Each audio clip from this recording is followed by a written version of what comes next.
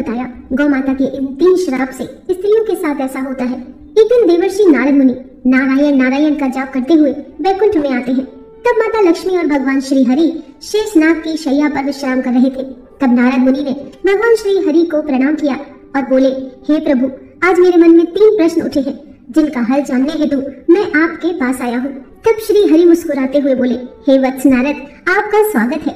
आप अपने सारे प्रश्न निसंकोच होकर कहें, मैं अवश्य ही इन प्रश्नों के उत्तर आपको दूंगा। तब देवर्षि नारद कहते हैं, हे प्रभु, आज मैं सर्वश्रेष्ठ प्राणी गाय के बारे में जानना चाहता हूँ। मेरा पहला प्रश्न है कि आखिर क्यों गाय ने भी स्त्रियों को श्राप दिया था। मेरा दूसरा प्रश्न है, एक मनुष्य को वह कौन सी चीज है जिसे गाय को खिलाने से पुण्य या पाप मिलता है। और मेरा तीसरा प्रश्न है, गाय एक पवित्र प्राणी होने के बावजूद क्यों उसे जूठा अन्न खाना पड़ता है। तब भगवान श्री हरि मुस्कुराते हुए बोले, हे मुनीश्वर, आपने समस्त मानव कल्याण हेतु अत्यंत महत्वपूर्ण प्रश्न किए हैं। ये सबसे पवित्र प्राणी है जिसकी उत्पत्ति समुद्र मंथन के समय देवी लक्ष्मी के साथ हुई थी। जिस घर में गाय की पूजा और सेवा की जाती है वहाँ देवी लक्ष्मी हमेशा अपनी कृपा दृष्टि बनाए रखती है।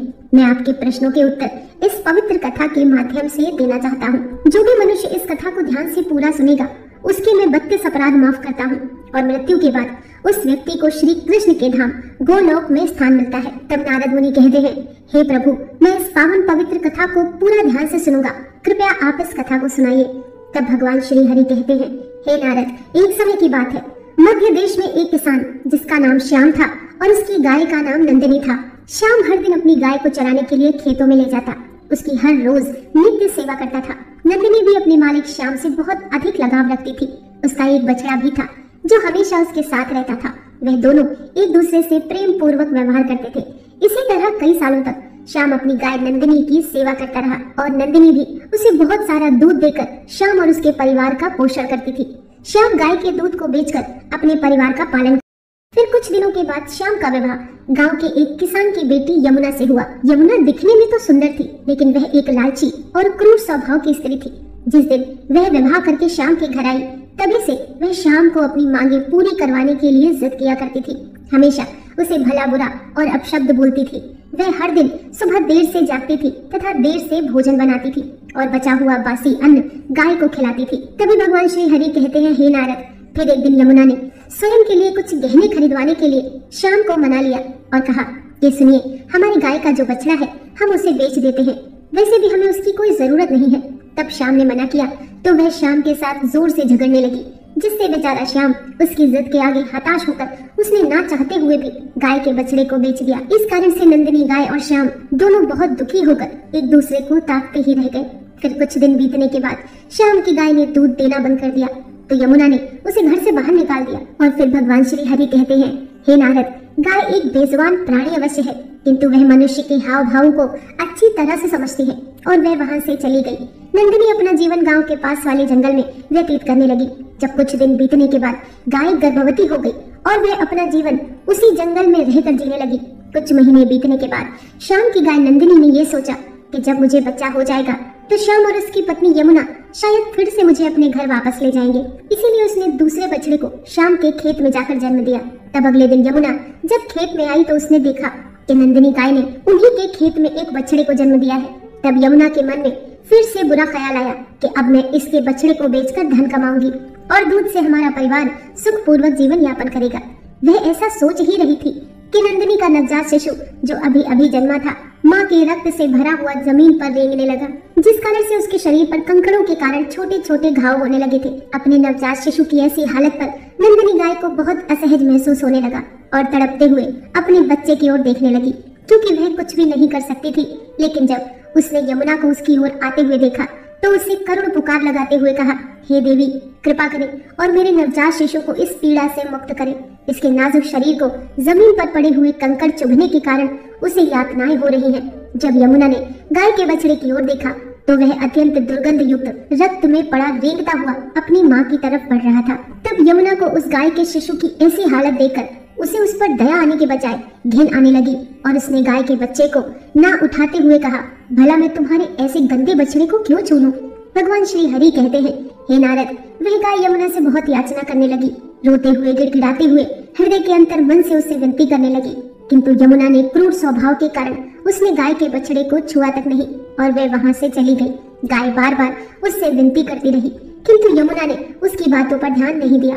तब गाय ने भगवान को प्रार्थना करते हुए गुहार लगाई और कहने लगी, हे प्रभु, आप क्यों मेरे निर्दोष निष्पाप बछड़े को ऐसी प्राण घातक सजा दे रहे हैं? आखिर हम प्राणियों ने ऐसा कौन सा महापाप किया है जिस कारण से हमें अपने बच्चे को ऐसे तड़पते हुए देखना पड़ता है?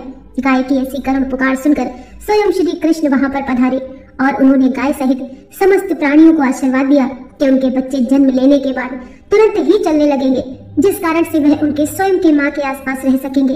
तब भगवान श्री हरि कहते हैं, हे नारद, श्री कृष्ण आशीर्वाद देकर वहां से अंतर ध्यान हो गए। किंतु थोड़ी ही देर बाद जब यमुना वापस उस गाय के पास उसे देखने के लिए आई तो उसे उसकी आंखों पर विश्वास नहीं हुआ।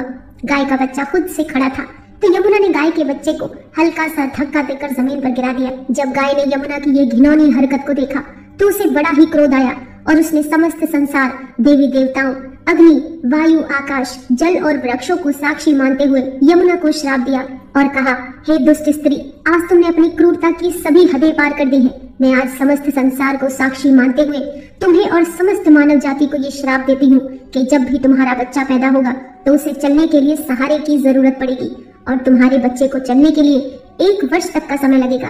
तब भगवान श्री हरि कहते हैं, हे नारद, आपके पहले प्रश्न का उत्तर, इसी नंदिनी गाय के श्राप के कारण आज मनुष्य के बच्चे को चलने के लिए सहारे की जरूरत पड़ती है और ठीक से चलने के लिए मनुष्य शिशु को 1 वर्ष तक का समय लगता है। सतयुग में मनुष्य के बच्चे जन्म लेने के तुरंत बाद ही चलते थे। हे नारद, जब यमुना अपने घर संध्या समय वापस आ रही थी तभी इस गाय के श्राप के कारण तूफान वर्षा होने लगी और तेज बिजलियां गरजने लगी। तब तेज वर्षा के कारण यमुना एक पेड़ के नीचे सहारे के लिए रुक गई थी, किंतु नियति के खेल ने इस पेड़ पर ही बिजली गिरा दी। इस कारण से यमुना की मृत्यु हो गई। यमुना की आत्मा को लेकर यमदूत उसे धर्मराज के दरबार में उपस्थित हो गए और चित्रगुप्त ने उस स्त्री का लेखा जोखा देखा। तब वे सभी हैरान हो गए। यमराज ने यमुना के गुनाहों को जानना चाहा तो चित्रगुप्त बोले, महाराज, इस स्त्री ने अपने पति का कभी आदर नहीं किया है, हमेशा देर से उठना तथा इस स्त्री ने अपने पूरे जीवन में कभी भी पूजा पाठ नहीं किया है। इसके पापों को गिनते हुए हमें आज का पूरा दिन लग जाएगा। और इसने सबसे बड़ा महापाप तो ये किया है कि गाय को हर रोज जूठा, बासी और सड़ा हुआ अन्न खिलाया है जो कीड़े और वर्मी भी न खा सके।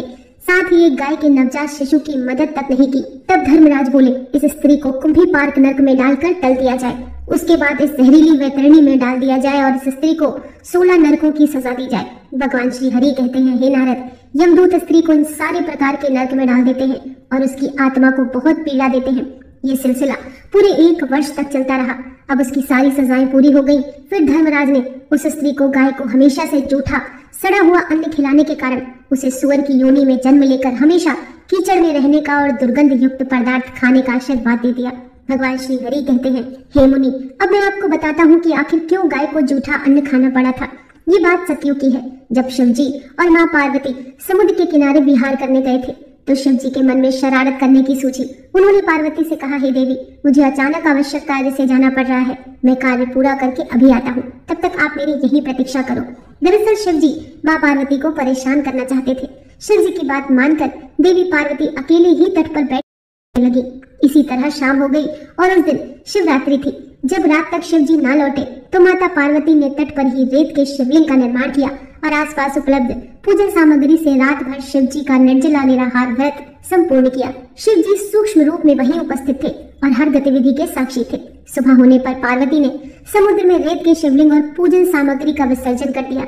इसकी थोड़ी ही देर बाद शिव जी प्रकट हो गए और बोले कि देवी पार्वती, कल शिवरात्रि थी पर मेरी पूजा नहीं की। पार्वती ने कहा कि मैंने पूजा की है और अभी तुरंत पूजन सामग्री समुद्र में विसर्जित की है। शिव जी अभी भी पार्वती के साथ और ठिठोली करना चाहते थे। उन्होंने कहा कि पार्वती, मुझे तो पूजा का कोई चिन्ह दिखाई नहीं दे रहा है, अगर आपने पूजा की है तो प्रमाण दीजिए। माँ पार्वती भी समझ चुकी थी कि भगवान शिव उन्हें जानबूझकर सता रहे हैं, क्योंकि जो जगत की हर घटना का साक्षी है उसे प्रमाण की क्या आवश्यकता है। देवी पार्वती भी इस हंसी मजाक का भरपूर आनंद ले रही थी। शिव जी की बात सुनकर माता पार्वती ने आसपास देखा तो उन्हें एक गाय खड़ी दिखाई दी। उन्होंने शिव जी से कहा कि ये गाय मेरी साक्षी है, जब मैं पूजा कर रही थी तो ये गाय यहाँ उपस्थित थी।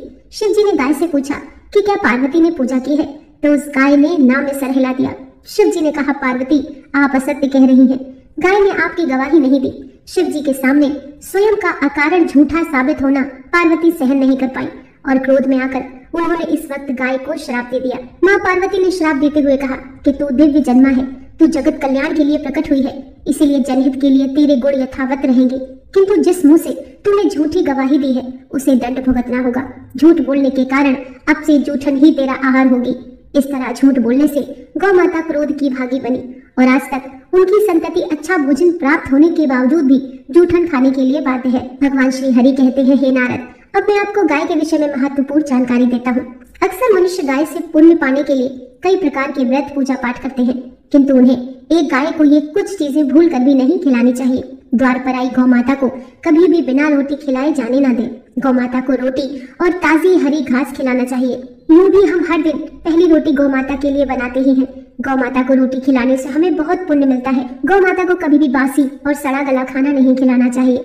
भूख लगने पर तो मजबूरी में गौ माता वे खाना खा तो लेती है, लेकिन इसका दुष्परिणाम पड़ता है, जिस कारण से हमारे घर में नकारात्मकता आती है। गौ माता एक शाकाहारी पशु होती है, इसीलिए कभी भी गौ माता को जबरदस्ती मांसाहार खिलाने की चेष्टा भी नहीं करनी चाहिए। ऐसा करना महापाप के समान होता है। हमारी कुंडली में दोष है, जिसके कारण हमें लगातार परेशानियों का सामना करना पड़ रहा है, तो गौ माता को रोटी खिलाते समय कुछ उपाय कर सकते हैं। जैसे यदि कुंडली में चंद्र दोष है तो आप रोटी पर सफेद मक्खन, नमक या घी लगाकर गौ माता को खिलाएं। यदि कुंडली में शनि दोष है तो रोटी बनाते समय आटे में थोड़े से काले तिल मिलाकर आटा गूंथे और इस आटे की ताजी रोटी बनाकर शनिवार या अमावस्या के दिन गौ माता को खिलाएं।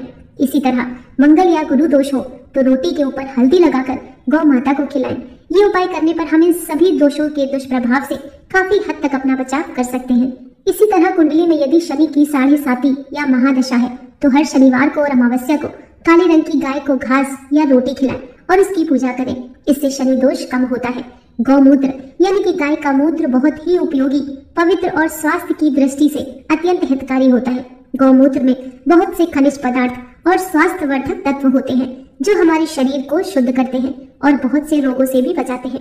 गाय के दूध, दही, घी, गोबर और गौमूत्र से बनने वाले मिश्रण को पंचगव्य कहते हैं।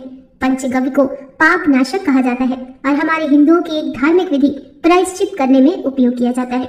भगवान श्री हरि कहते हैं, नारद, मैंने आपके सारे प्रश्नों के उत्तर दे दिए हैं। तब नारद मुनि कहते हैं, हे प्रभु, मैं धन्य हो गया। आपने अपने दिव्य ज्ञान से मेरी सारी शंकाओं को दूर किया।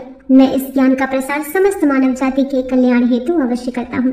दोस्तों, आशा करती हूँ ये कथा आपको जरूर पसंद आई होगी। यदि आप चैनल पर नए हैं तो वीडियो को लाइक करके चैनल को सब्सक्राइब करना मत भूलिए।